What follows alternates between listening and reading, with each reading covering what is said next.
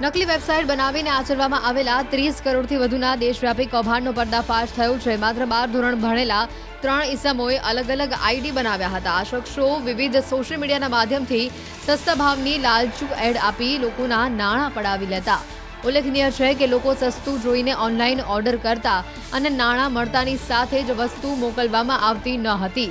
આમ કરીને આરોપી 1-2 હજાર નહીં પરંતુ દર મહિને 5 લાખથી વધુની કમાણી કરતા।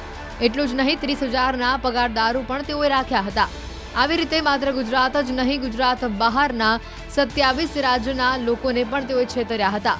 ત્યારે હાલ તો પોલીસે આરોપી પાસેથી 8.35 લાખ મત્તાનાઈ જપ્ત કરી છે અને સાથે જ 700 email, 8 laptop, 2 computer, 11 mobile, 32 ATM card, 9 QR code અને 18 આધાર કાર્ડ કબજે કર્યા છે। નવાઈની બાબત એ છે કે આ શખ્સો સિમ કાર્ડ અને બેંક એકાઉન્ટ તેમજ QR કોડ પણ બીજી વ્યક્તિઓ પાસેથી ભાડેથી મેળવતા। ભાવનગરના નારી 4 રસ્તા પાસે જઈને લોકો પાસેથી 8 થી 10 હજાર રૂપિયામાં એકાઉન્ટ ભાડે મેળવતા અને લોકોને 5 થી 10 હજાર રૂપિયાની લાલચ આપી તેમની પાસેથી બેંકની કીટ, ડોક્યુમેન્ટ તેમજ સિમ કાર્ડ લેવામાં આવતું। પોલીસે સમગ્ર મામલે સાગર ખોટ, આશિષ હરિયા, સંજય કાતરિયા, યશ સવાણી, પાર્થ સવાણી, દિલીપ પાઘડાળની ધરપકડ કરી છે।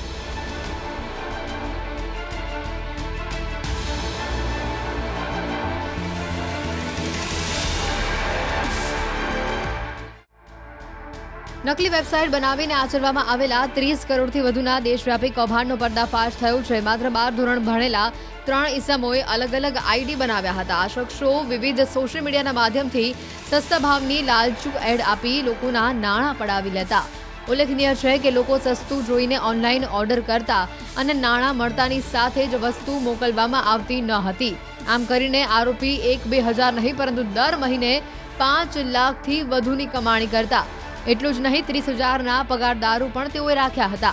આવી રીતે માત્ર ગુજરાત જ નહીં ગુજરાત બહારના 27 રાજ્યોના લોકોને પણ તેઓએ છેતર્યા હતા। ત્યારે હાલ તો પોલીસે આરોપી પાસેથી 8.35 લાખ મત્તાનાઈ જપ્ત કરી છે અને સાથે જ 700 email, 8 laptop, 2 computer, 11 mobile, 32 ATM card, 9 QR code અને 18 આધાર કાર્ડ કબજે કર્યા છે।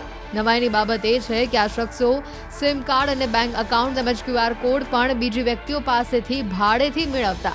ભાવનગરના નારી 4 રસ્તા પાસે જઈને લોકો પાસેથી 8 થી 10 હજાર રૂપિયામાં એકાઉન્ટ ભાડે મેળવતા અને લોકોને 5 થી 10 હજાર રૂપિયાની લાલચ આપી તેમની પાસેથી બેંકની કીટ, ડોક્યુમેન્ટ તેમજ સિમ કાર્ડ લેવામાં આવતું। પોલીસે સમગ્ર મામલે સાગર ખોટ, આશિષ હરિયા, સંજય કાતરિયા, યશ સવાણી, પાર્થ સવાણી, દિલીપ પાઘડાળની ધરપકડ કરી છે।